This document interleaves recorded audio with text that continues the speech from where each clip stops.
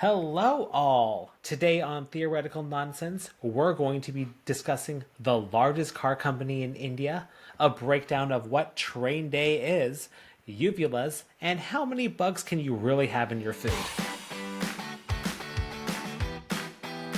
Welcome to Theoretical Nonsense, the Big Bang Theory watch-along podcast. No PhD required. We're the podcast that recaps all the episodes of The Big Bang Theory. No spoilers. So hop into your favorite spot, Make yourself a grasshopper, and enjoy the ride.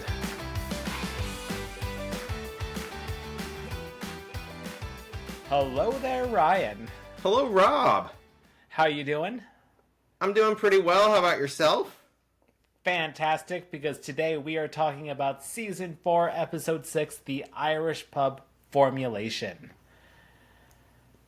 Right? Oh, yes. Quiet there for a second, so... Oh, no. Oh, no. the wrong notes. But yes, The Irish Pub Formulation. Great episode. And I'm going to say, I got kind of an part of an IQ point later. I have a problem with this title.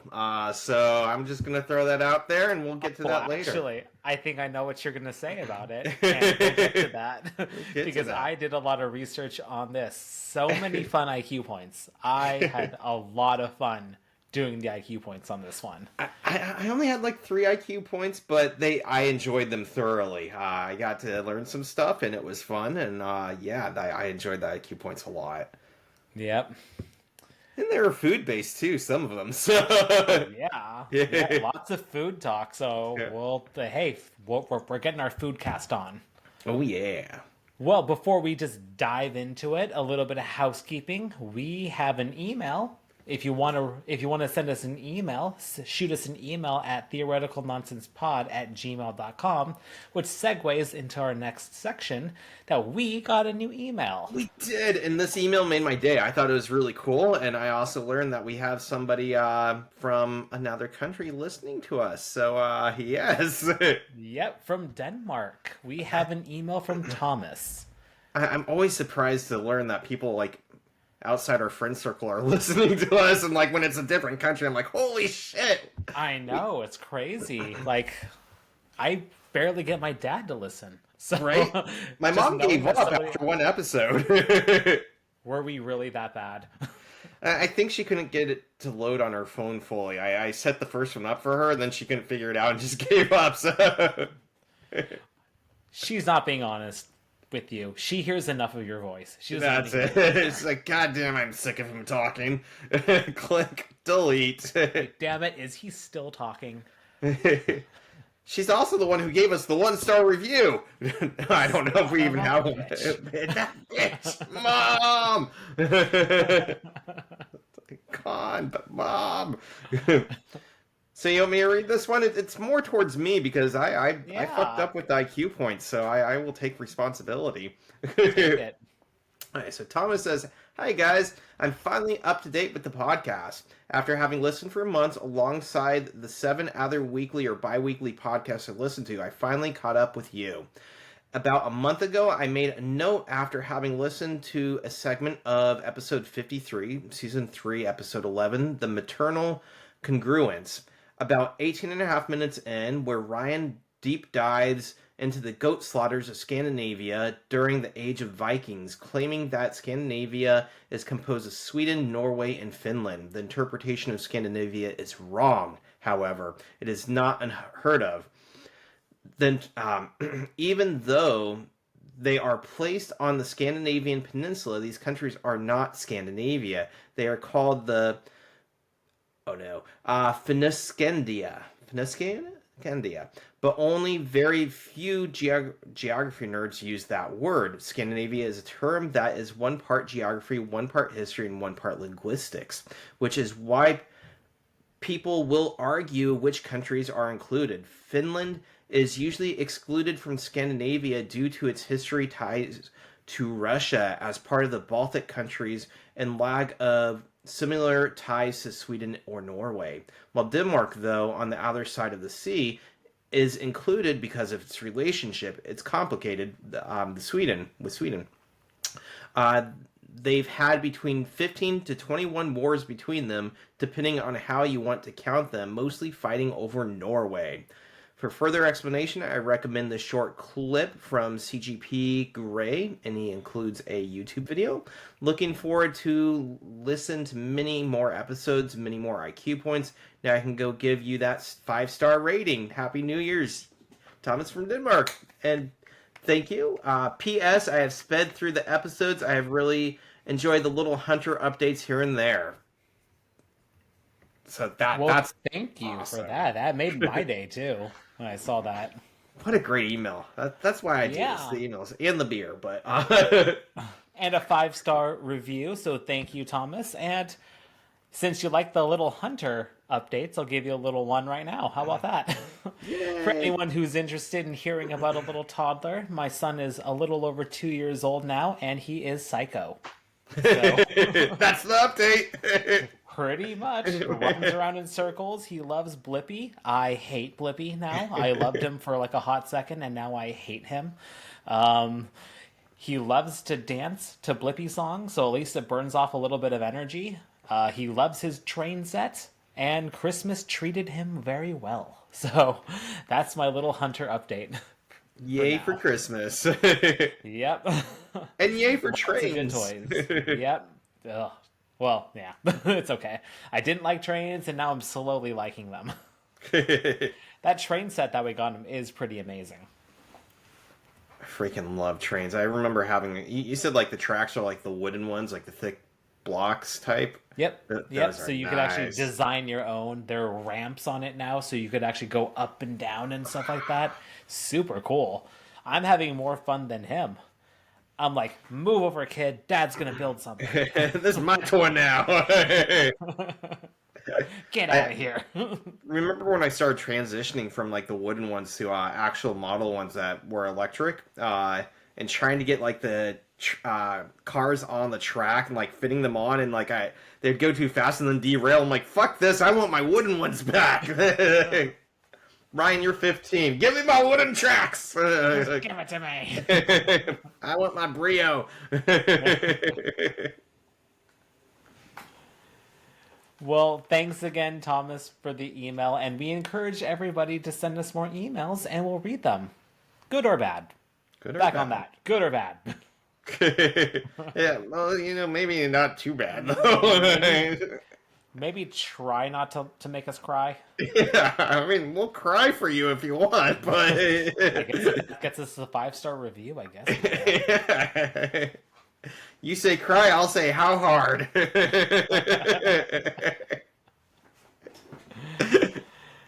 Well, also, in addition to emailing us, again, review us. We love 5-star reviews. If you give us a 5-star review, we'll give you a shout-out. We're on Spotify and Apple Podcasts. And follow us on Instagram and TikTok at Theoretical Nonsense Pod. And I think that's it. So we can kind of just go over anything else? I think that's it. Cool. So let's dive into the episode. Overall thoughts? I don't think I like this one as much as like the last one. I enjoyed it. I liked Sheldon's contribution to it a lot. I like the kind of friend fight that they have at the end, and the things that the secrets that are exposed about each other. I thought was very funny. Another episode with no Penny, just nowhere to be seen. So that was something. But other than that, I think it was still a very solid episode. And that was the other thing that I was disappointed with. This aired October 28th, right? So I'm guessing no Halloween episode this year. Yep. Sorry. Yeah. Wow. Maybe next year. Yeah. Penny got paid for doing nothing. Right? Good for her. Like those farmers who are paid not to grow stuff. I enjoyed this one. I liked the little bickerings of the friends and everything like that. I liked the Sheldon stuff. I liked the that secret relationship that we find out about and everything like that. The introduction to Priya. So I guess if you looked at her IMDb, you'll see that she does come back at some point. Yeah, I'm seeing she's in like she'll be in like 11 more episodes. I didn't look too closely. I just saw that she's in like 12 episodes total. This is one of them, and that most of them are from 2011, which means that she's going to be like an active character in either the end of this season or next season. That's what I Yep. assume, but I didn't want to get too far into why is she come back, why does she leave. That reminds me. I started rewatching King of Queens just as a show, like while I eat dinner, because it's something Kelsey's been wanting to watch with me, and I've seen episodes here and there, and I kind of liked it. But we started the first episode, and there's a sister in it.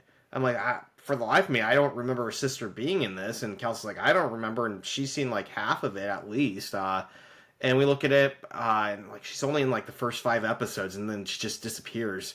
It says that she's mentioned like later on, like episode like 56 or something, and then she's never referenced again, just completely wreck on. I'm like, oh, that explains it. She didn't. I guess she didn't test well or something. But so anyways, characters come and go, I suppose. So this is maybe she'll be around, maybe she'll be important, maybe she won't. I don't know. I'll find out. Yeah, it's kind of like Bernadette. Like she was supposed to be like a one and done character, but she tested so well that everybody just wanted her to come back. So Yeah, I like her a lot too. So isn't that the same thing with Jesse on Breaking Bad?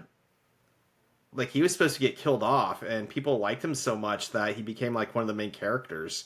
oh, I did not know that. I've heard that from a few different people. I have, didn't verify my sources, but I've heard it several times that Jesse wasn't supposed to be as important, and then he's Yeah, like one of the main characters. yeah, turned into a main character. Good for him. There you go. Well, all right. This is season 4, episode 6, The Irish Pub Formulation, aired October 28th, 2010.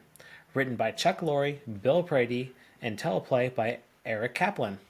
Directed by Mark Sadrowski. Opening, we're at the cafeteria, and Howard is choking up his cobbler. He says it tastes so bad that it tastes like there are actual ground up shoemakers in it. And this just tickles Sheldon. He just loves that, which I love that it's going to come back later. Then enter Raj, and he proposes a guessing game. He asks them to guess who he found at LAX. And it's his sister Priya, played by Artie Mann. She has a pretty small resume, actually. Yeah, but more recently, she's in a show called The Recruit. And she was also in a series of shows that I saw, but I honestly don't remember her at all. She was in Suits and she was in Heroes.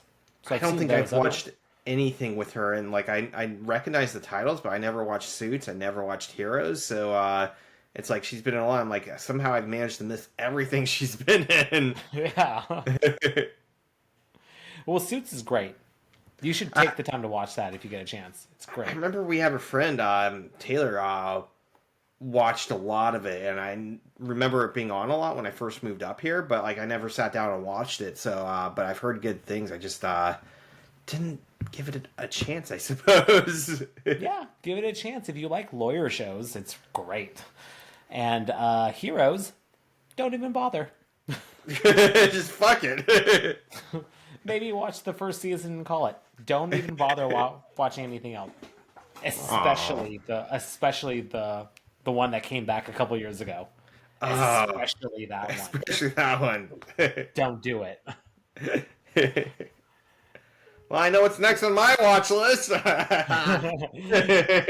Let's watch this amazing show called Heroes. And we're supposed to watch the new one too. Yeah. Let's actually start with that one. Start with that one. Well, Sheldon doesn't like Raj's style of guessing games since he didn't have a chance to answer. But if he did, he would have guessed Priya. And we find out that she's on a one-day layover heading to Toronto for a corporate merger. We learned that she is actually the lead attorney to the biggest car company in India. And the last time they saw her, she was finishing up law school and planning an internship at a large Indian car company. So I did a little bit of research on this. Oh. I was curious of what the largest car company in India was.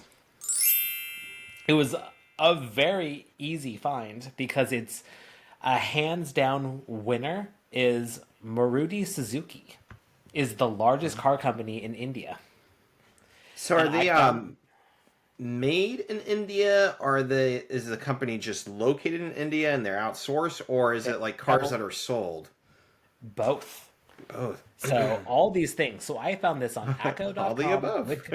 Wikipedia, and GoDigit. So India itself is the fourth largest producer of cars in the world. So in 2023, they were actually the third largest in terms of sales.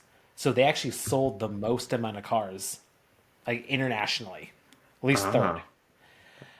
They actually have three Suzuki manufacturing plants. So Suzuki is Japanese, I think. So I think so, the yeah. the main corporate office is in Japan, but then they actually have three manufacturing plants in India.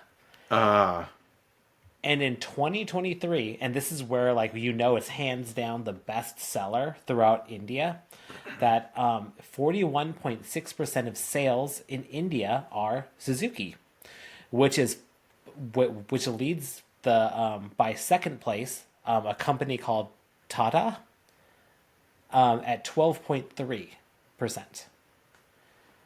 So I'm guessing she works for Suzuki. that And would that's make all I sense. know. Yeah. I And didn't realize that they saw. I mean, I kind of knew that.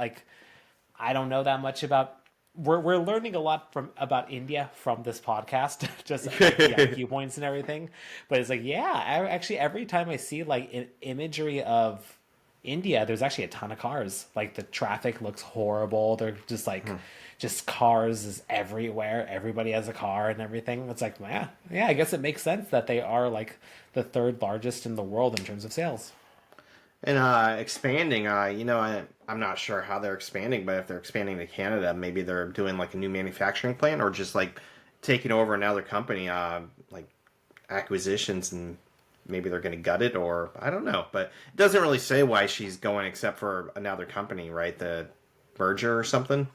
Yeah, it's a merger, so they might be maybe taking over a plant or just taking over some offices or just absorbing a smaller company. Yeah, they That's a didn't say.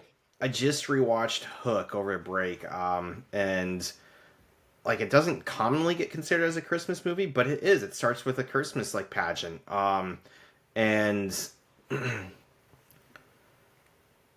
oh, I was gonna say that. Oh, Robin Williams is a lawyer who specializes in acquisitions, and I thought it was funny because Wendy Darling, the main Wendy, the old lady, comes in and says, "Peter, you became a pirate," and so I'm thinking that when I watch this, I'm like, "Oh, maybe Roger's sister is a pirate." I don't know. So, I but should watch that again. I love Hook, and it's funny. I should watch it because Christina has actually never seen Hook. yeah, Kelsey had never seen it either. I'm like, you need to see this, and you need to see oh, what's his name?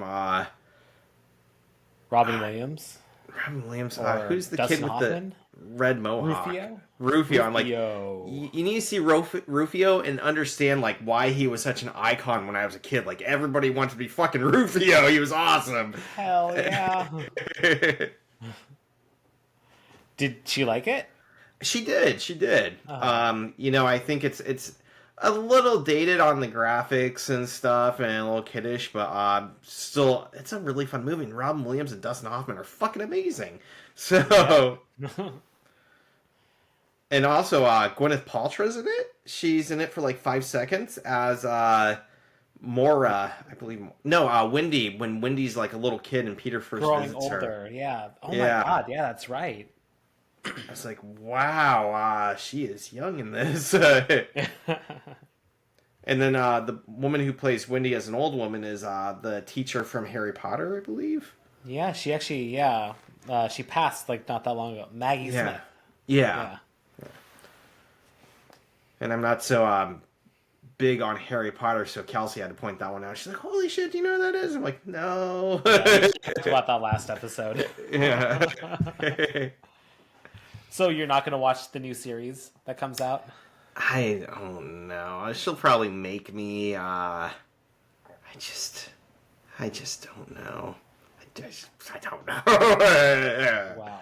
If you do, we'll talk about it. But if you don't, that's cool. That's cool. I'm just not your friend anymore. Podcast over. Podcast over. Well, all right. Moving on. Well, Leonard offers to show her to the loo, so that's how they escape away. And once they leave, Raj instantly just says, "Hands off my sister." And I like Sheldon's response was like, "Oh, why would I touch her? She's covered in airplane germs." But he is actually talking to Howard. But Howard assures him that he's not going to do anything because he has a girlfriend now and he has no intention. But then Raj gets super weird and says that his sister is hotter than Bernadette. Kind of a weird reaction to that. That is really coming. Raj can be kind of weird, but yeah. Like, I don't know. Like, I don't have a sister, so I don't know what that's like. But I don't know if I'd ever classify my sister as hot. Or any family member, cousins, mom. But anyways, Howard lets Raj know of the pinky swear that he made with Leonard, and I just love that the facial expressions of Howard when Raj is grilling Hell's "Did you pinky swear?" He's like, "Oh, yeah."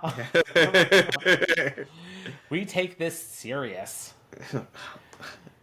Well, yeah. And then we find out that Sheldon isn't paying attention to any of the conversation. He's just still caught in that cobbler joke. Yeah, he's in his own little world. We cut over to Leonard and Priya, and then she grabs him and kisses him. And you're just like, what? Where the fuck did this come from? Leonard kind of pulls her off, looks around, and is like, okay, we're clear. And goes for it. So good for him. Then the credits, and then we're we're still in the cafeteria, and Howard is asking Raj if he has any plans with his sister on her one-day layover, and Sheldon gets very excited and offers a train day. I had to write down the whole thing. So I did too. So. The fun starts with brunch at Carney's in Studio City, a hot dog stand in a converted railroad dining car. Next stop, Travel Town, an outdoor museum featuring 43 railroad engines, cars, and other rolling stock from the 1880s to the 1930s. And finally, off to the glitz and glamour of Hollywood for dinner at, that's right, the Hollywood Carney's, a hot dog stand in a different converted railroad dining car. Leonard comes back and is like, did you tell him it was two different converted cars? Well, Raj obviously doesn't like fun. But I did some research on this. I did too, so we can compare notes. What did you get? Do you want me to start, or do you want to go? You can start. Okay, so I wanted to know if these were real places and if they're still around. Turns out both Carneys are still active today, and Travel Town is a real museum in the LA area. So, but I didn't think it was that real at first, or if it was even open at first, because they don't actually have an official website. Did you find an official website? Carney's? I found the Instagram. But every time I searched for carneytrain.com or something like that, or just every time it redirected me, it would go to those advertisement pages. Not GoDaddy, but basically the URL seems open, right?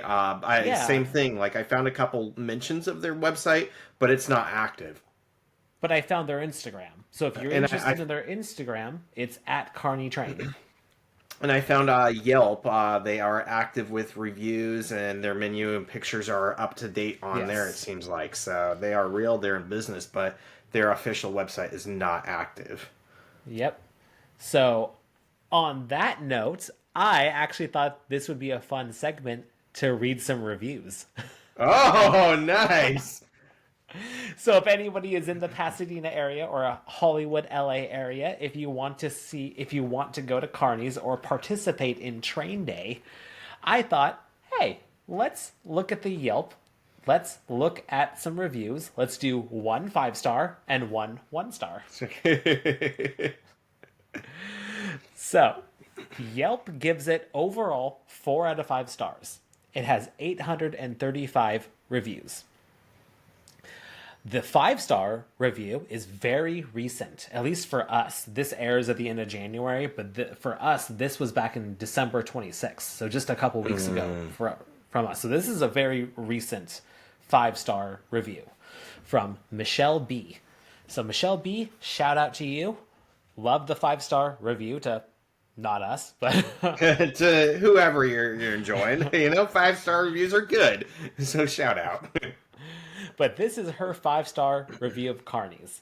She says, "This was my second time coming here after many years. Carney's remains iconic due to its vintage train car seating and famous hot dog / burgers.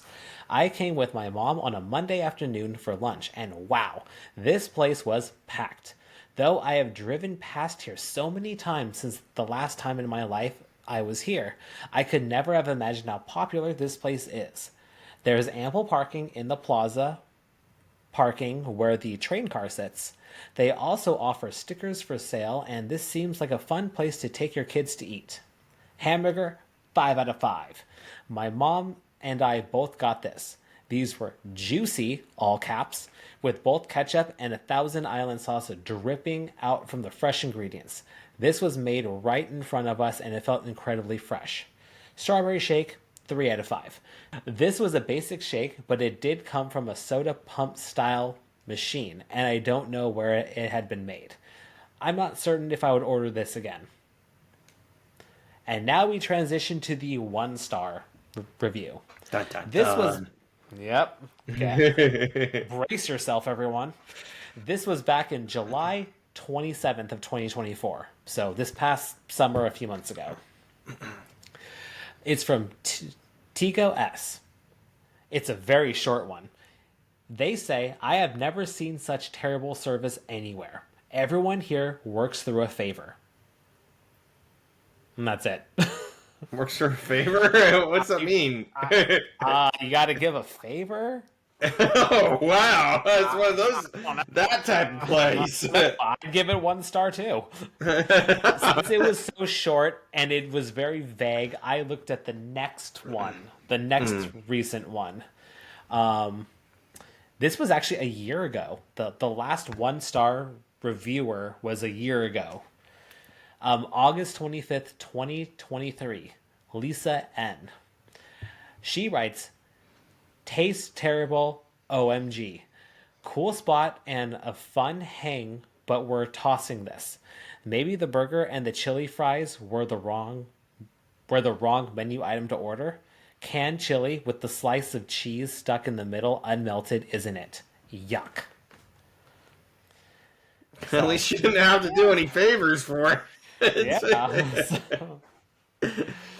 So then I looked at the... Oh, yeah, after you. Sorry. Oh, I was just going to say, I did see one review. I think it was a 3-star, but it said something about there's homeless people outside it always asking him for money, and he can't eat while they're asking him for money. So I guess the location might impact some people too, but he said the food was good. It's just people were accosting him while he was eating or something. Well, did you take a look at the menu?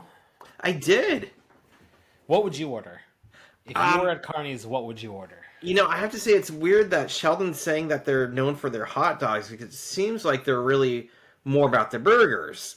It seems like they have a couple different sections and they're all about chili burgers. And so I would probably go with the chili burger. And they had a few different ones, so I'm not sure. But, it seemed like they were all like basically around $5. So it's hard to go wrong. I might get 2 and try 2 different ones. Yeah, looking at the menu, I originally thought that I would just get a hot dog, just because Sheldon just praised it for being a hot dog stand and everything. Right, but he there seemed wasn't- really advocate that this was hot dog, but man, that was like at the bottom of their menu. Yeah, it didn't even look that impressive. It was like, they're more of those classic regional hot dogs. So they have a Chicago dog, a New York dog, they have a Polish dog, and a regular dog. So it's kind of like, I don't know if I'd order that not in those regions. So I'd probably just get like a burger too. Yeah.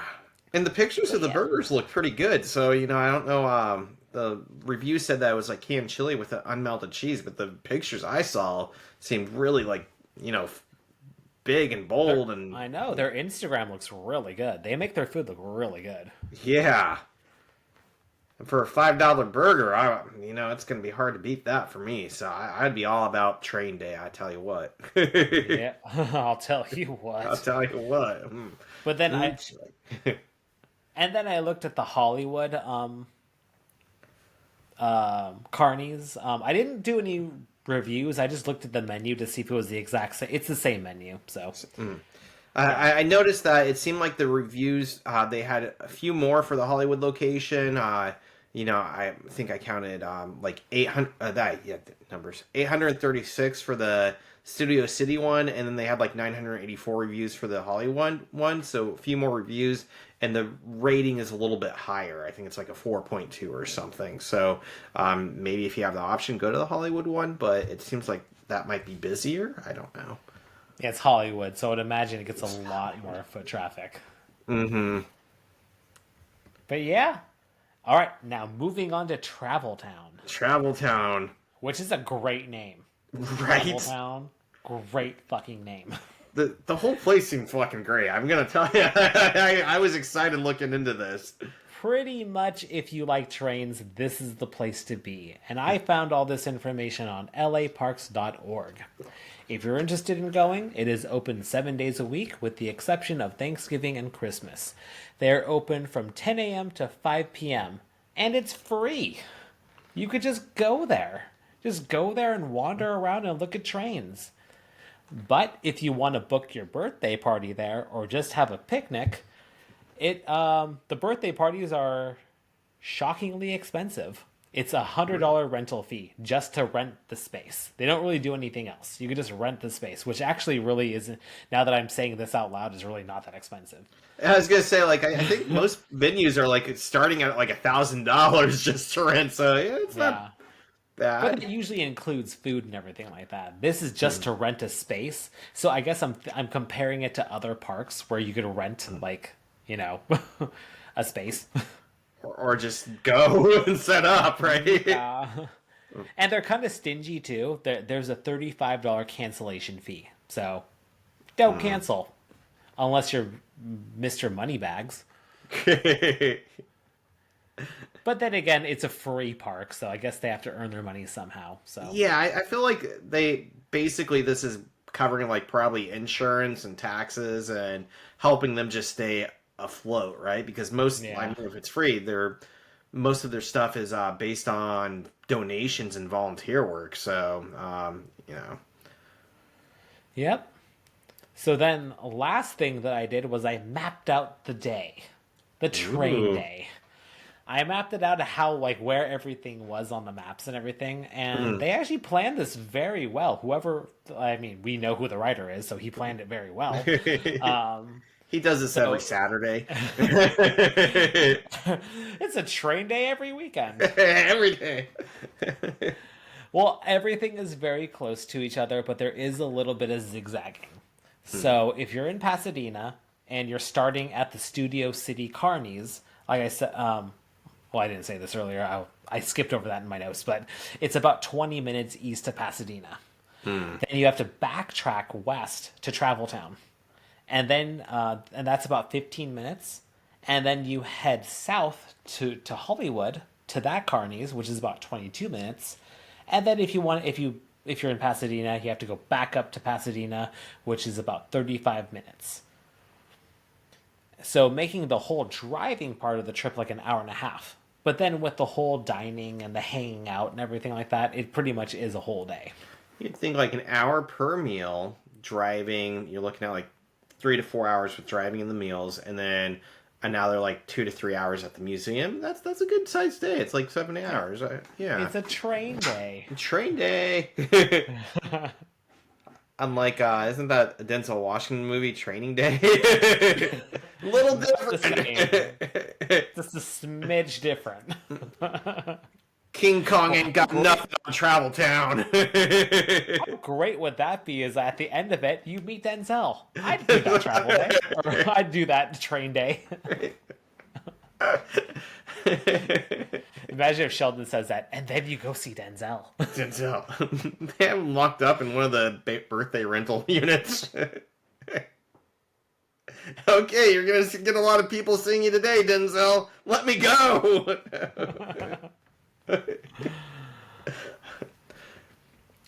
Anything else to add? I think you mentioned most. I had a few things about Travel Town I wanted to bring up. One, Sheldon mentions that they have 43 railroad engines. On the website, I couldn't find an exact number, but it did say that they had over 40 locomotives and cars. So that number might have gone up. They might be at 45, but I didn't see an exact number. But he is like spot on, very close to what they have. I found that. Oh, there are some extra charges for things you want to do, such as, like, there's a train ride you can go on. And I can't remember, I was going to look into this, but I lost track of time. I just read a story about a train yard like this, and in it, a kid sneaks on a train, like the last train ride of the day, where, like, the conductor is supposed to just, like, clean the tracks or something, and they end up going through a tunnel of, like, lost souls and lost children who've died there or something. Like, it's just weird. I loved it. But, like, when I was reading this, I'm like, this sounds really familiar. But I think, that's what it was. It was, it wasn't Traintown. It was probably a made-up place, but it took place up in the Pacific Northwest, in a, what used to be a Japanese concentration camp. Like, that was part of the story, and the souls they see are the souls of, like, people who died of cruelty and during World War II. So I think it's been like years since I've read the story, so I don't know, maybe I'm making that up, but anyways, it did remind me of that, of lost souls and fun stuff. But yeah, so that's like, you're gonna pay a little bit more if you want to ride the train. There is a gift shop. Apparently the gift shop started in 2001, and I looked at some pictures, and it looks pretty cool. They have all sorts of toy trains, from what I saw. So I'm like, I'd go there. And apparently the profit they get goes directly back into Travel Town to make it better and to help the facility. And a few other things. One, technically, Travel Town is owned by the city of LA's Department of Recreation and Parks. But there was a foundation which calls themselves Travel Town Museum Foundation that basically does the volunteer work and maintaining, but technically it's not owned by one group. It's a public facility, which is probably what makes it free. But they do run on volunteer work and donations. So if you want to volunteer for something cool, I guess that would be a great way to spend your time. Also, I learned that a press release says that technically Travel Town was opened in like around 1952. There was a press release, and on their website you can read the press release about the opening, and they opened right before that press release. So it's been around for like almost, what is that, like 70 years, more than 70 years. It seems like a pretty great place that just keeps on offering cool stuff. So yeah, that's all I was going to add about Travel Town. I want to visit now. I know. If we actually ever do take like a not road trip, just like a trip, like a little excursion to the LA area, maybe if we make it big, maybe we'll travel around. Maybe I'm here we'll for do two trains. things. Travel Town and Denzel Washington. Yes. Yeah, yes. Oh, all right. Anything else to add? That's all I got for that. All right. Well, Raj says that he's not interested, so obviously he must hate fun. Leonard comes back first, kind of plays that like, oh, am I here first? Where's Preeps? Well, I guess Just happens. And then Priya comes back, and Howard needs to make himself very clear to Priya that he has a girlfriend, and he will not squirt any pheromones in her direction.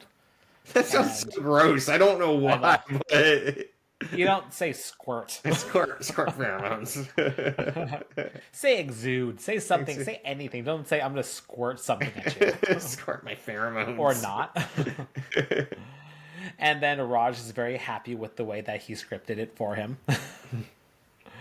And then Leonard asks Priya what her plans are, and Sheldon asks if she likes trains. She says no. And then Sheldon just says, I guess you might as well just stay at the airport. I get 1 point for being like Sheldon here because he keeps bringing up the train suggestion, and I'm pretty sure that's how I'd bring stuff up too. I'm like, we could do some trains. What do you think about some trains? You like trains? The way he looked, the way he was smiling about it, and when she caved, like, just stay at the airport. Anyways, I related to that. I'm giving myself 1 point for Sheldon suggesting train day and pushing it even when other people poo-pooed the idea. I'm going to say poo-pooed in here. Well, that's good that you're sticking to your guns. You're very true to who you are. Is that for everything or just trains? Everything that you're super into? I think everything I'm super into. I'd probably be like Sheldon. I like say like, oh, it's board game day. We could do board games. How about some ice cream? I heard somebody say something about board games. Someone say something about board games. Board games. Board games. Oh yeah, I support board games. Anybody else hear that? Board games. Board games. Trains, Ryan. Trains. Oh, trains. Yes.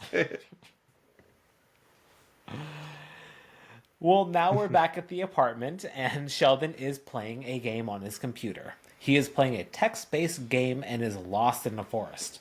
Then he finds an iron gate, but it's locked. And then he goes north, and he sees a troll. Dun, dun, dun. And then there is a knock at the door, and it's Priya. Leonard needs to get Priya past Sheldon now, which is a little weird that they just wouldn't text each other. But then again, it's part of the joke and everything like that. Yeah. I can suspend my disbelief on that one. Yeah, we'll let it ride. I have to ask, did you ever play text adventures like that? Not pure text like that. I played a game called Hugo House of Horror. But then you could actually see him moving around. Rather than the directional keys moving him, you have to tell him like, oh, walk over here. Walk to the door. Open the door. But then you could actually see him doing it and everything. I remember my friend when I was probably like, it had to be fifth grade, because I was going to his house after school on fifth grade because I couldn't get a bus ride to my house because we moved a little bit further away. But I remember he had the CD of like 100 games on one disc, and they were all like freaking text adventures. And so we're trying to figure it out. And like, they weren't even complete text adventures. I don't know who the fuck was selling this game. But I just remember one where it was like, you're in a mall. Would you like to go up the escalator? Yes. And it's like, would you like to jump off the balcony? Yes, you're dead. And like, I just have like these kind of nightmares about, especially that one in the mall. And I don't know what or why it existed. But anyways, I had to ask if you have any fun text-based games like that. Share your experiences. That one kind of freaked me out. But yeah. Yeah, anybody else play those? I haven't played. It was like middle school, I think. Yeah, but it was on one of those discs that had like 100 games in one disc, and you kind of just scroll through, and then you just pick one, and it's like some creep in his basement made it and put it on this disc. I don't know. Yeah. Oh, middle school kids are going to enjoy this. There you go. Well, now Leonard needs to out-logic him. So he tells him that he has work in the morning, and if he goes to bed too late, he'll yawn, and people will see his oddly shaped uvula. Oh. So I looked into this, too. Me, too. Nice. Do you want to take it? I'll take this one. Yeah. All right, so from my understanding is there are 3 types of uvula shapes. Regular ones, and then there are elongated, and there are bifid uvulas. I'm going to mispronounce a lot of these. So what I got from, just starting off, Cleveland Clinic's describing uvulas are basically the little punching ball bag things in the back of our mouth, hanging from the roof of our mouth and above our throat. Apparently, we don't completely know why they exist, which is even weirder because it mentions three facts about them. One, uvula actually means grape in Latin. We can definitely live without them, and only humans have them. So for some reason, humans evolved to have them, and humans are the only creatures on Earth, I guess, that do have them. Some thoughts on them is they help moisten our throat. They help prevent food from going up on our nasal passages. Some languages use them to pronunciate and make sounds, but I would say that that's not why we evolved to have them. I think that the evolution just allowed us to make those sounds. And it also helps with our gag reflex. So there's a couple things, but apparently we don't know exactly why we have them and why we're the only creatures with them. Then I looked at the two oddly shaped ones, elongated uvulas. And apparently if you have an elongated one, it can be for two reasons. One, uvulatus, basically the swelling of the uvula, which is usually from being sick, and it's not a huge deal. They say, you probably have a cold or the flu or something, take medicine for sore throats and it should help with it. But there's also a genetic condition where you're just genetically born with a longer uvula. And this is rare and usually not even a big deal. Surgery can help correct it. But you have to be careful because sometimes, according to Cleveland Clinic, this, with the elongated, it could cause breathing obstructions. And I think it said that it caused asthma-like symptoms, and people had a hard time breathing sometimes, so you have to be careful with that, but typically not a big deal.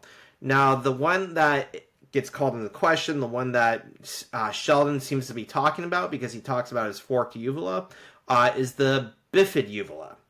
And bifid uvula is actually considered a type of cleft palate. A very, very not extreme form of a cleft palate. Basically, when the roof of your mouth is split open due to a birth defect. You're born with this, and, it's with you. So it doesn't develop over time. This birth defect is only in 2% of the U.S. population, so Sheldon's within the 2%. It can be connected or indicators of other issues, and I didn't go into specifics, but I understood that it could be a sign that you might have heart issues. It could be a sign that you'll have sensory issues, such as hearing loss or vision impairment. It could be a sign that you'll have skin growth issues, like different deposits and growths on your skin. It also could be a sign that you have something called trisomy. Basically, the notion is most people have 46 chromosomes, and they are paired up. So that'd be, paired up. But on one of them, if you have trisomy, instead of having two sets, one of them has 3 chromosomes. And apparently, if you have 3 chromosomes, this can cause different syndromes, such as Patu syndrome, Edwards syndrome, or the one that people typically know, Down syndrome. It's caused by a specific chromosome having an extra chromosome connected to it. However, I did look into this, that technically it could happen with sex cells as well, sex chromosomes. And so this notion that everybody is either XX or XY is complete bullshit. And I'm kind of got into some discussions with students who are really like, no, there's only male or female. No, the gender binary is complete garbage. Humans made up to feel more comfortable and safe in the world, but it's not everybody. But there is a possibility individuals can end up with XXX chromosomes, XXY chromosomes, or XYY chromosomes. And there's different stipulations for each of these. The only one I really paid attention to is if you have XXX chromosomes, a lot of people with that go through their whole lives without even realizing they have an issue. But with the other ones, you could have a lower life expectancy. A lot of it talked about depression too, and it made me wonder if the depression is from having the extra chromosome or genetic issue, or if it's from how you're treated by society because you're different than what society wants you to be. So I'm not sure what I saw didn't really say anything on that. But anyways, from the sounds of it, maybe it's just a birth defect, but it could be a sign that Sheldon could have other issues down the road as well, and that maybe you should be kind of paying attention just to be careful. So that's what I got on this all. I really enjoyed getting into the extra chromosomes because I didn't exactly understand that's what Down syndrome was, or why people might end up with different chromosomes, and that it could be linked to cleft palates and uvulas. So Nice. You actually captured that way better than I did. So, oh, thank you. yeah. So I can add nothing to that. Oh, wow. Just show me your uvula and we'll count it. My oddly shaped one. Yes. No. Nobody wants to see that. Maybe if I start an OnlyFans, it'll just be my uvula. Uvula. Well, I got to make money somehow to get to Travel Town. Yeah. I want my train day. Train day. I made this by showing people my uvula. Well, Leonard is able to convince him to go to bed, but now he asks Leonard who was at the door. And Leonard lies and says it was the building manager, and they have to shut off the water tomorrow from noon to 2. And that is unacceptable because they're supposed to be getting written notice. And then he tells him that he's planning on having tomato soup. What if he spills and needs to go home to get water for an enzyme soak? And then Leonard has to just remind him of his uvula, and he's like, oh, okay, I guess I'll get the chicken soup. Bye. They think that they get rid of him, but then Sheldon has a eureka moment and knows how to get the bucket in his game. And then he goes north 3 times and gets lost. And then we have this back and forth of like Priya almost getting caught, just like kind of back and forth and everything like that. And then Leonard tries to like map it out with him while Priya sneaks into the room and you're lost. And then he leaves. I do like that. You went north, and north. Okay, so you're lost. I guess you're lost. Bye. So now we cut to the next morning, and Priya wakes up and she needs to get back to Raj's before he wakes up. So it did get me wondering, it's like, why didn't they get a hotel? But then I know it's the antics and everything like that, and at the same time I was kind of thinking about it, it's like, well, there's the whole Sheldon of it. How can he sneak away for an entire night without Sheldon knowing?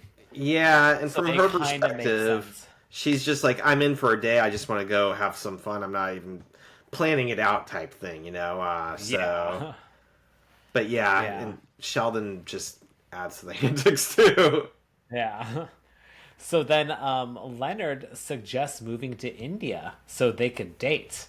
And I just loved her reaction. She's like, where are you going with this? And it's kind of just showing that he's still very desperate for love. Mm-hmm. Off like the last episode, like he's willing to move to India just to be with her. Someone that he's like, that we kind of know that they've hooked up here and there, but it's kind of like, I guess we haven't really seen their relationship, so we don't even really know what their chemistry is like. It's like, dude, you're really willing to move to India? Which makes me excited for the upcoming episodes and how she's going to fit in, because there's so many possibilities with her being a reoccurring character for like 10 episodes. Are they going to date? Are they going to try to date? Are they just going to fight? Or is he going to lust after her? I don't know. I'm curious. Yeah. We'll have to wait and see. Dun, dun, dun. But then she said that she made herself clear 5 years ago. She just wants a little bit of fun while she's in town. And her parents would have a cow if she brought home a white boy. Which I love that. People forget that racism goes both ways. Mm-hmm. It's, a little side story. I can't remember saying it the other day. Talking about racism being, people not of your nationality, not noticing facial features and details as much as people of the nationality you're used to, and how that's technically a form of racism, but it happens. And I remember, I think it was in Japan on this place called Monkey Mountain. I want to say it was like Kyoto. I can't remember what it was. But at the top it said something like, or translating the sign, I swear it said something like, if you notice, all the monkeys' faces look pretty much the same, like white people. I'm like, what? I'm like, okay, yeah, racism. Yeah, I guess I can't be too offended. It happens everywhere, right? Still, monkeys look just like white. What? What? Was it actually written in English or was it written in Japanese? And It was in Japanese, and we were translating it. Yeah. Well, you do look like all of our other friends. So. I do. Just like the monkeys. Wow. Well, Leonard says that that he has a great great grandmother that was half Cherokee, not the same Indian, but you know what? That's something, right? And then Sheldon knocks on the door, and this is kind of funny how he has to like evade him a little bit. He's like, I thought I heard a woman laugh. And Leonard says, "Oh, that was me. I was seeing if I could laugh like a woman." And is that perfume I smell? Nope, that's an air freshener. And is that lipstick on your cheek? Nope, that's a rash. Naive Sheldon.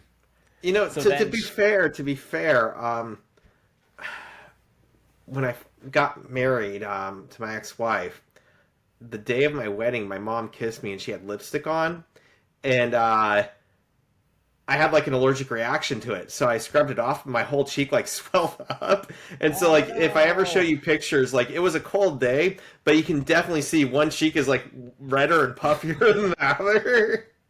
Natalie was so pissed off. She's like, "Why did your mom have to kiss you?"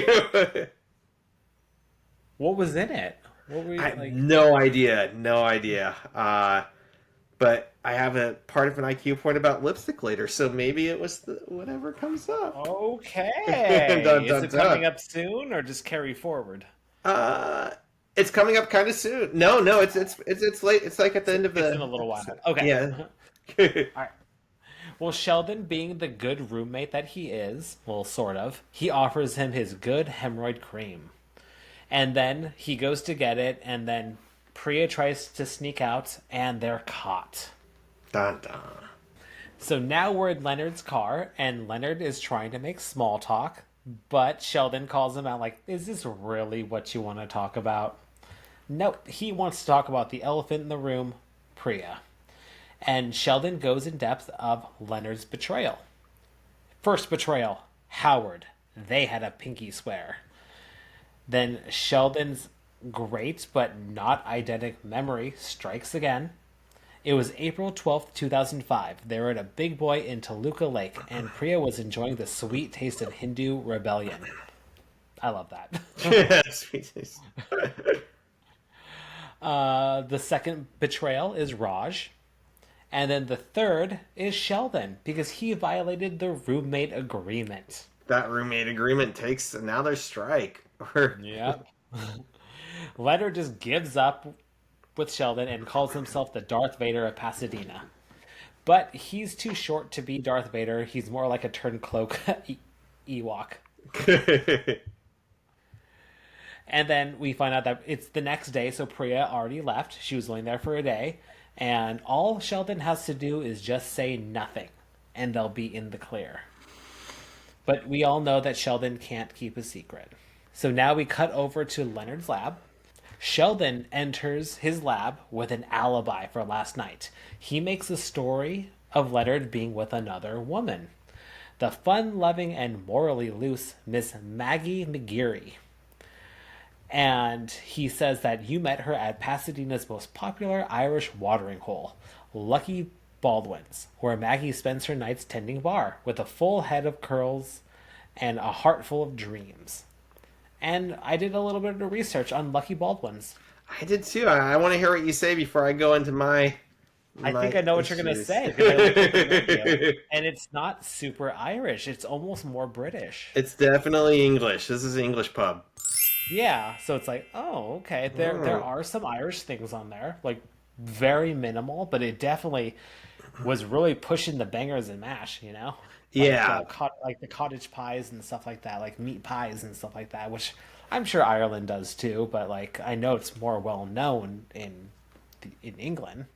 I am curious about the one thing was that they did have like English curry on it. I'm like, if you have to say it's English curry, then this is a British pub.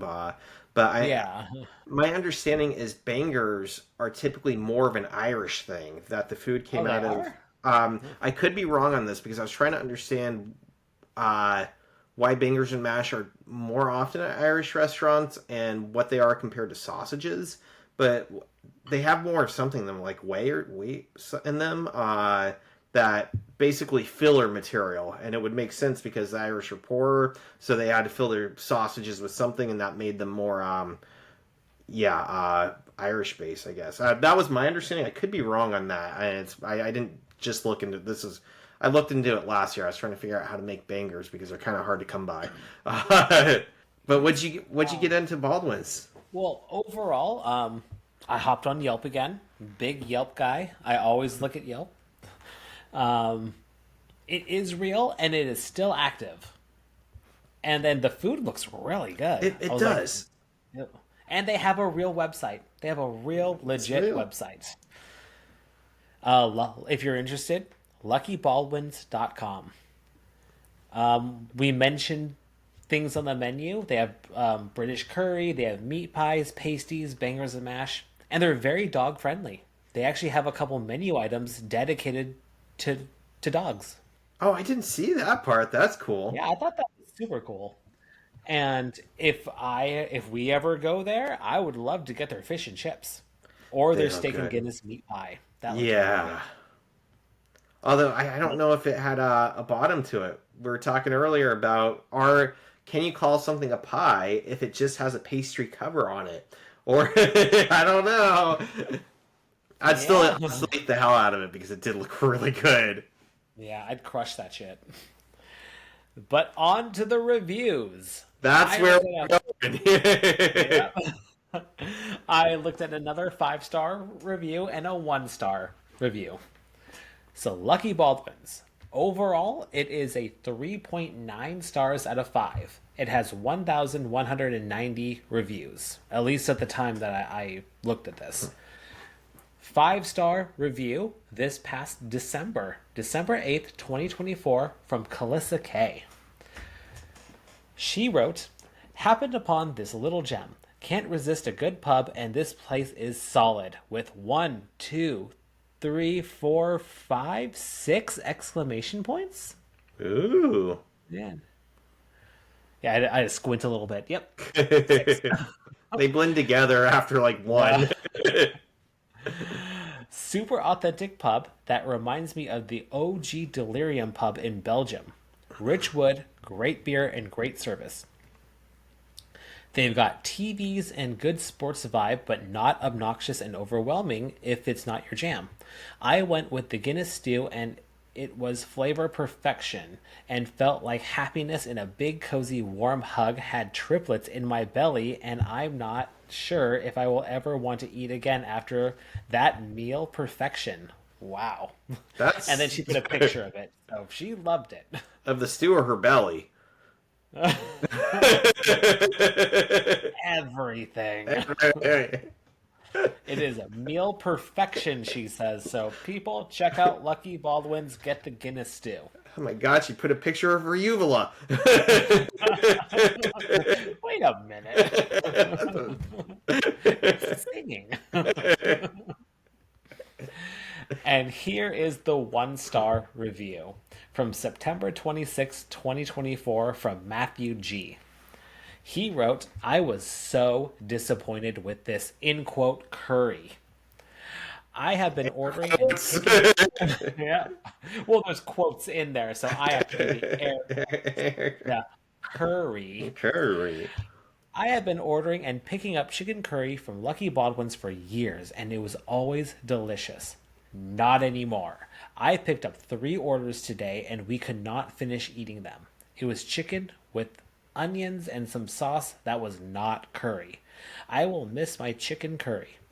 I will not be returning for whatever it was that they tried to pass off as curry. But the service was excellent. The lady who served me was extremely pleasant and very professional. Sincerely, a very unhappy customer, Matt. And Lucky Baldwins is very professional. They actually responded to his review. They were very nice about it. They said that they were going to take this as an opportunity for improvement. So yeah, I like this place. I'm curious It looked if good, and the waitress was nice. Why not tell her like, hey, this does not taste like curry. It seems like a different product. It's not what we wanted. I think I'm it sure. was takeout. That's Oh, why it's they takeout. ordered it, then they got it home, and it was bad. Uh, But that's it. That's what I got on Lucky Baldwins. so I was gonna. What, I think what I you got got? two things to add. One that this is really small. That I think it's interesting that their Yelp review score 3.9 is slightly less than Carney's. So apparently Carney's is a better place to eat according to Yelp. But to be fair, they do have like almost 300 more reviews. So things go wrong within 300 reviews. You know, you get a couple bad cases of curry and things go downhill. The other thing, and this is as we were talking about British pub, Irish pub, this is how I sound like a beer snob. Their beer selection looks amazing. They have things listed: Belgian beers, fruit sours, IPAs, pale ales, browns, and ambers, and they have a good list on all of them. They have some local stuff. I think I saw Russian River in there. It looked like an epic beer list. Problem with it is no Kilkenny, and Kilkenny is basically so you got Guinness, and there's another beer. It looks like it's Smithwick's, but you pronounce it Smithwick's, right? Like you don't really say the W. So every time I say that and nobody knows what I'm talking about, technically that's how you pronounce it. I would say Kilkenny is more like Smithwick's, but nitrogen, not CO2. So it's smoother, it's creamier. And I believe that the breweries were even entangled at a time because I went to Smithwick's brewery at one time, and I can't remember what the connection was to Kilkenny, but there was some connection. But anyways, I love Kilkenny. I started drinking it in Japan. You could buy it on the shelf in can form, and it was like Guinness where you open it up and nitrogen would fizz out, right? You can't buy it in America. I've heard there's licensing agreements. Guinness has like got the market cornered and won't let them in, or they own the proprietary knowledge on how to nitrogenate a beverage. I don't know what the issue is, but you cannot buy Kilkenny very often in America. I take that back. I bought it once at Target. They had two like Irish 6-packs with Guinness, Smithwick's, and Kilkenny, and they looked beat up. I don't know where they came from.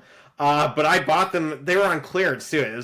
It was the middle of the summer, which makes me think that they were some sort of random product they got in for St. Patrick's Day or something, and these were like clearanced out. But I bought them. I love them. The only place I can regularly get Kilkenny is at Irish pubs, and I've grown to assume that I only think it's a real Irish pub if you can get Kilkenny there.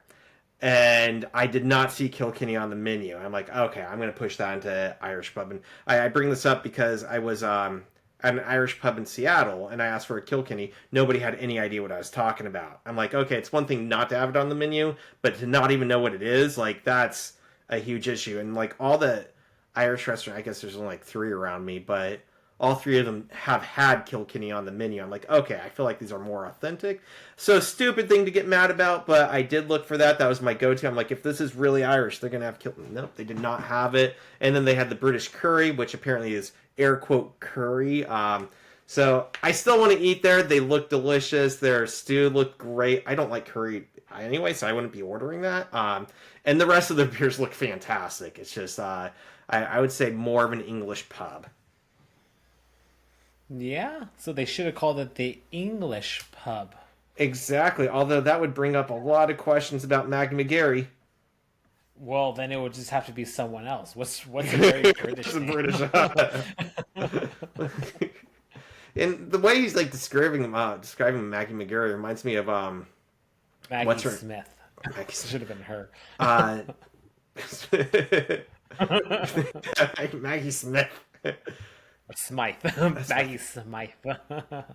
Um, Always Sunny in Philadelphia when who's the woman in that? Like D. Dee dresses up as an Irish woman. Like first she like the St. Patrick's Day episode of Always Sunny is epic. But she dresses up as a leprechaun and like all her portrayals are horribly offensive. And like the leprechaun like has orange curly hair and she's like top of the money into ya. And then she's like, okay, I'll be an Irish woman like dressed up and has like bruises on her face. She's like, my husband did this to me. And, and everybody's like, God damn it, Dee, that is so racist. And she's like, no, it's authentic. That's the episode where they make the paddy wagon, and it's supposed to be like a Uber, but you get beer while you're doing it, and they end up just kidnapping people and drive them out of town. God, I don't even know if I saw that one. It's worth watching. And what's his name? Why am I blanking? Charlie. He put. Charlie puts glue traps down in the basement to catch a leprechaun, and he catches a little person dressed as a leprechaun. I got you. He's like, I caught the fucking leprechaun. I get to make a wish. All right, so that's my spiel about the restaurant. I would go, but I would have a hard time calling it Irish. Okay. Good to know. Well, maybe it was more Irish in 2010. Maybe That could they be. just started transitioning. This is back in 2010. So. Well, then Sheldon continues on with his story. He fabricated a napkin with her name and phone number, which was very unrealistic. Even has... oh, no, it says, Leonard, call me if you're interested in coitus. Coitus. Sincerely, Maggie McGurry. It's like, okay, bro. And then he took it a step further, and he created a fake voicemail. And he has a lock of her hair from an orangutan.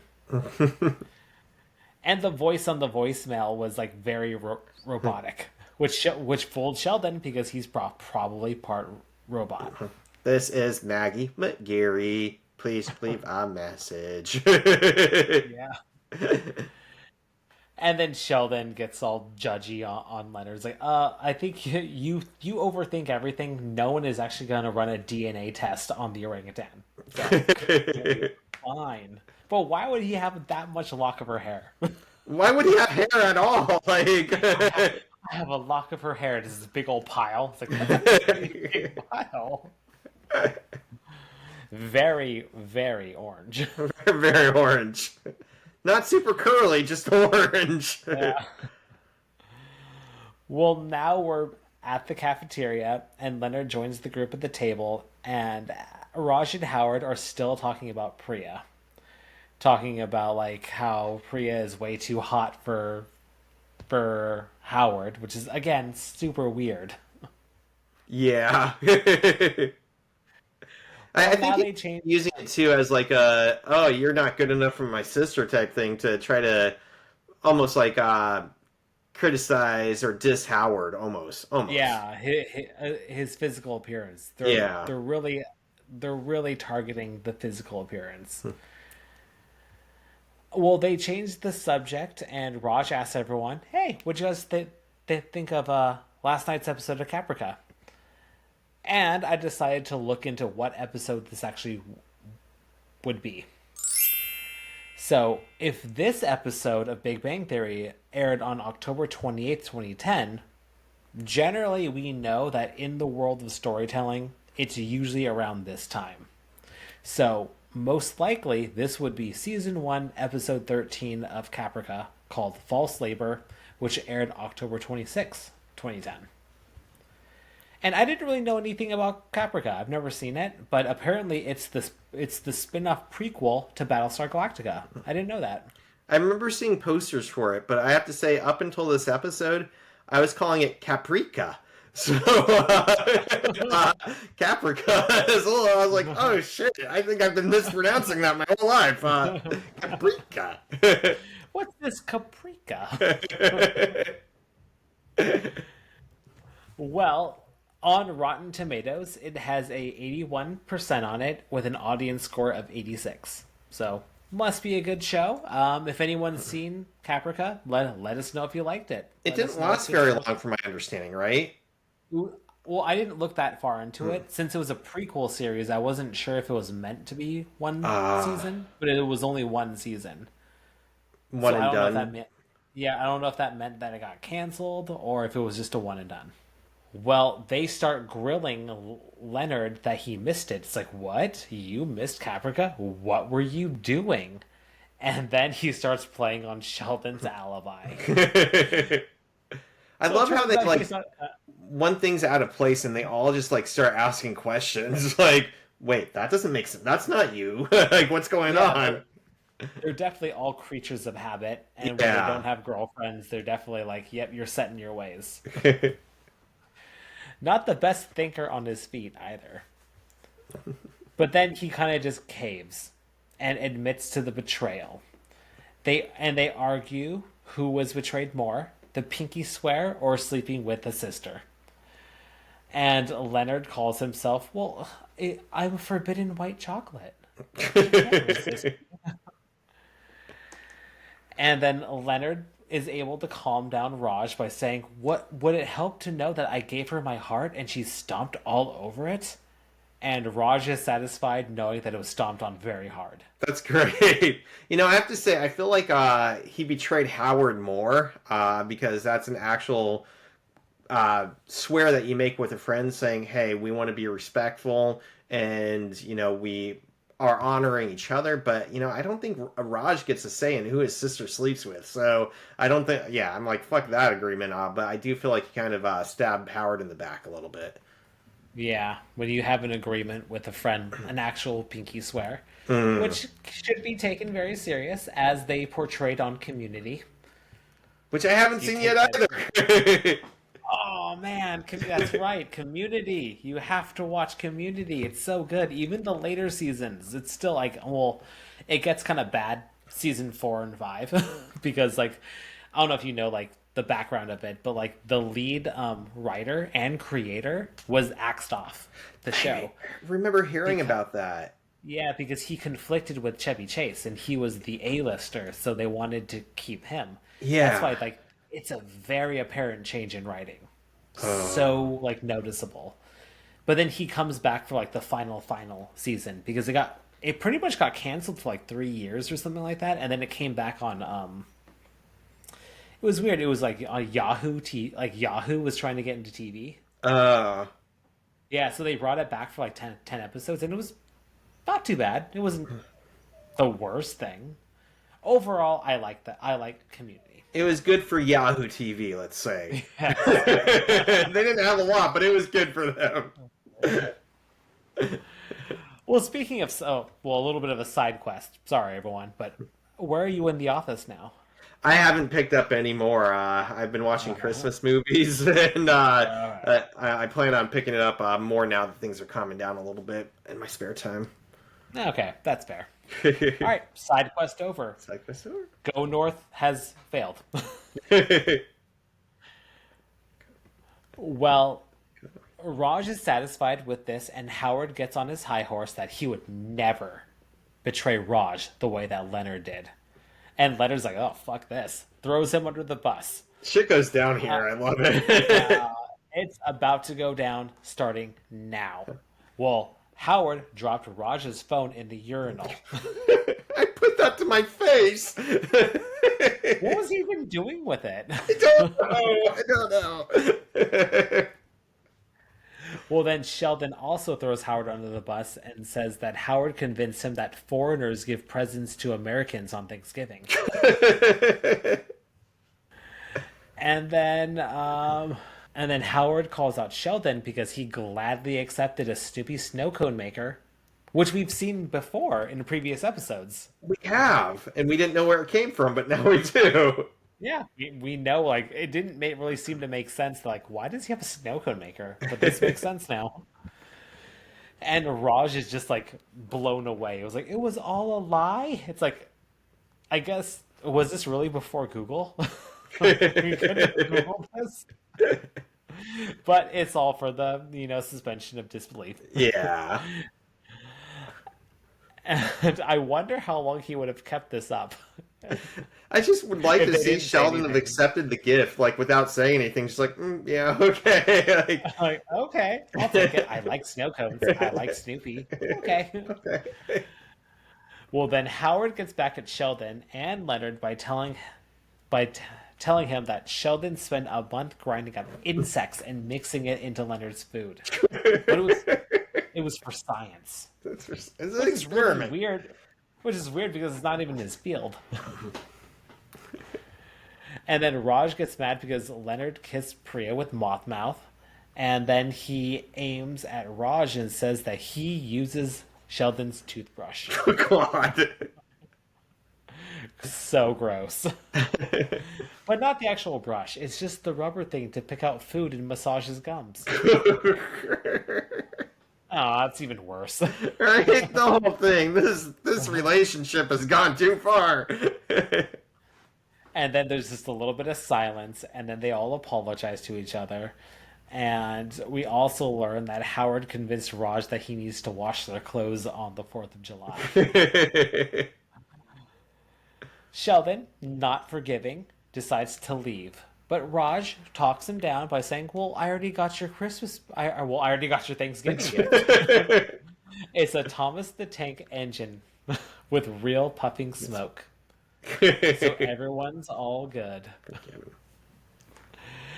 And now we're at the final scene, and Sheldon busts out the Snoopy snow cone maker, and he's making snow cones, and he gives one to Leonard, and he wants him to guess the flavor. It's not papaya. It's not guava. It's mango caterpillar. And this is where my last IQ point comes in, because Leonard seems so grossed out by this, and like,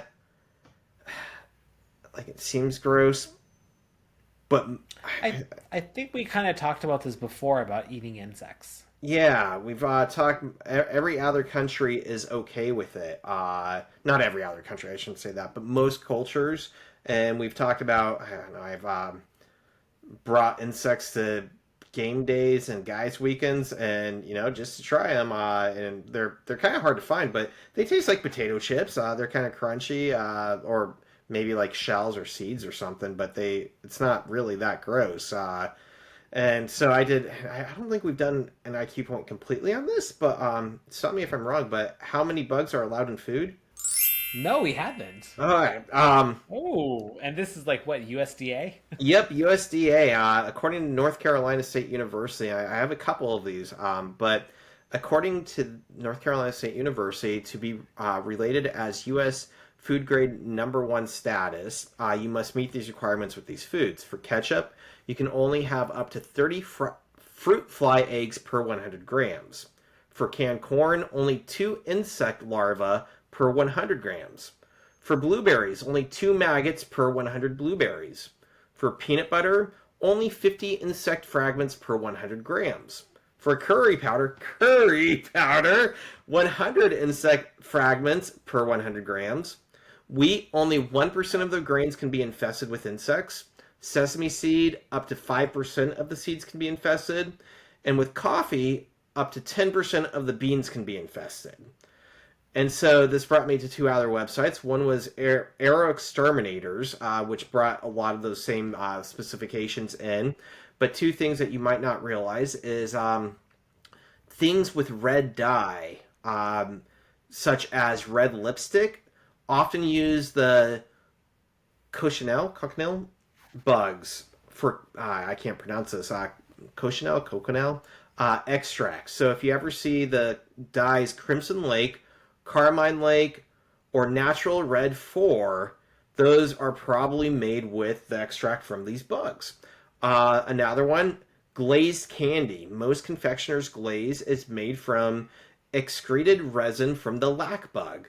So when you see like the shiny exterior on candy, that's usually from an insect. Junior mints, malt balls, candy corn, jelly beans all have this shiny coating, according to this website. So you're eating insects if you like it or not. Last one, because I saw this, I think this year or last year, 2024.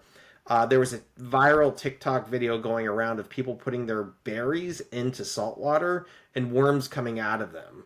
And it's true that berries and strawberries, because we've done an IQ point that strawberries are technically not a berry, are often infected with a type of fly maggot, the spotted wing Drosophila, the SWD. And technically, these worms, these maggots, are deep inside the berries. They're pretty small. You will never taste them. But oftentimes, if you do submerge your berries into salt water overnight, they will come to the surface because they don't like the salt or water or something. But there's no known health risks. There's a little bit more protein. You'll never notice that they're in there. So, anyways, this experiment with mango, what was it? Mango larva? Maggot? Caterpillar. Not a big deal at all. If it tastes like mango, he should just enjoy it. Yeah, we kind of, yeah, I remember talking about this. Like, it's like you said, a lot of countries actually do enjoy insects as like a staple. And we're And eating them anyways. So. yeah, yeah, the whole like USDA rule about like X amount of insects per 100 grams. 100 grams is not a lot. It's not. It's not a lot. Like, that's kind of a pretty big percentage. Like, that's kind of scary. I thought it was gonna be like per 100 pounds or something like that, but Yeah. 100 grams? Like, oh God. And I also love that they're using grams as opposed to like ounces or what does the imperial system use? Because I grams feel is like on, metric, right? I So feel like, I don't know, I feel like in cans, I feel like on a lot of labels that I've seen, a lot of it is in metric, but the front label will have metric and imperial. It'll and then have like, back. oh, it's a 12-ounce can, and it also has whatever the equivalent of grams is, or in it and everything. But if you actually flip it over to like the nutritional fact panel, more times than not, it's That's metric. correct. That's a good thing. I'm glad we're shifting. It's just taking a long freaking time and it's causing a lot of confusion. Yeah. Well, I got ahead of next episode, so we will be talking about this. Ooh. Yeah. It's all interlinked, buddy. Yeah. Well, that's the episode. We did it. And now we have the vanity card, which is a long fucking one. I saw that. Oh, God. Stupid Chuck Lorre. Why you gotta write so much, Chuck? All right, let me stretch out first, real quick. La la la la la. Drink some water. Yeah. Vocal exercise warm ups. All right. Chuck Lorre Productions number 306, Zen and the Art of Sitcom. I have been writing sitcoms for 25 years. During this time, I have learned a few things, practical things, do's and don'ts, if you will. For instance, do hire actors based on talent, not looks. Somewhere between take 8 and take 15, you will be hating both yourself and the gorgeous, but clueless ingenue, who got the job because she looks exactly like what you imagine the character looks like, or worse, like the kind of woman you could live happily ever after with. Don't waste time with a marginal joke that forces the actor to twist him or herself into a pretzel in order to make funny. It's much better to work a little harder and write a great joke that the actor can do in their sleep. This also allows the actor to be well rested when it comes time to renegotiate his or her contract. Do try to be kind to the power players, the movers and shakers, the people who tell you how to do your job. After they fall in network TV, they will remember you fondly while they're busy tanking fledgling internet companies. But perhaps more important than do's and don'ts is learning to trust in the mysterious power of intuition, the soft inner voice that guides you to a better outcome than experience and logic could never provide. This is what I call Zen of sitcom, the willingness to allow transcendence to play a part in the making of a TV show. Try it sometime in your own job. It can be the source of great inspiration. A word of warning though, it's not foolproof. If your business collapses or you wind up getting fired, you're probably hearing the same voice I listened to when I created Grace Under Fire, Sybil, and 4 or 5 TV pilots that now function as landfill. It's possible. If it's possible, try not to listen to that one. As inner voices go, it's kind of a douche. And that's that. That's that. God, eyes started getting blurry as I was reading that. It's like, oh, it's so long. Exclamation mark, exclamation mark, exclamation mark. All right, let's count out some points. All right. So only 1 point this episode, and it went in favor of Sheldon. So I am 108 points not like Sheldon, 106 points like Sheldon. And we have 6 IQ points. Nice. Not too bad. Well, all right. Any last minute things to say? That's all I have. I'm curious to see how Priya comes back into this. So I'm looking forward to that. I'm also looking forward to seeing Penny again. I don't know where the hell she's been. Oh, she's around. She's around. She's coming back. But She's yeah, hanging it's out crazy how Travel many episodes Town. there are. It's funny how like it kind of does show, even though you didn't really. Well, I guess you noticed, but like I guess I enjoyed this episode so much that I didn't even notice that she was gone. Because I was just enjoying the ride. Didn't even think about it. That's fair.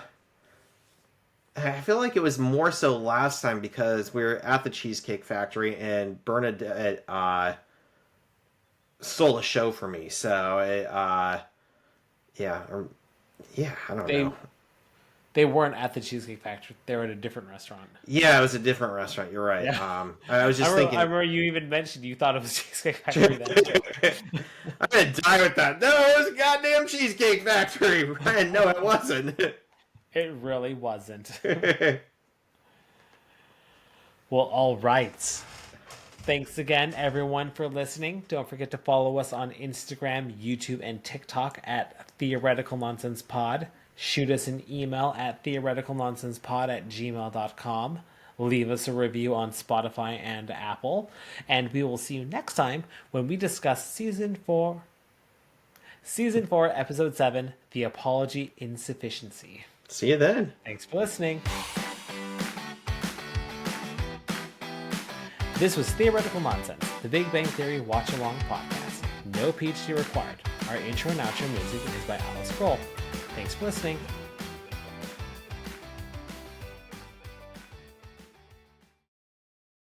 Yeah, I'd crush that shit.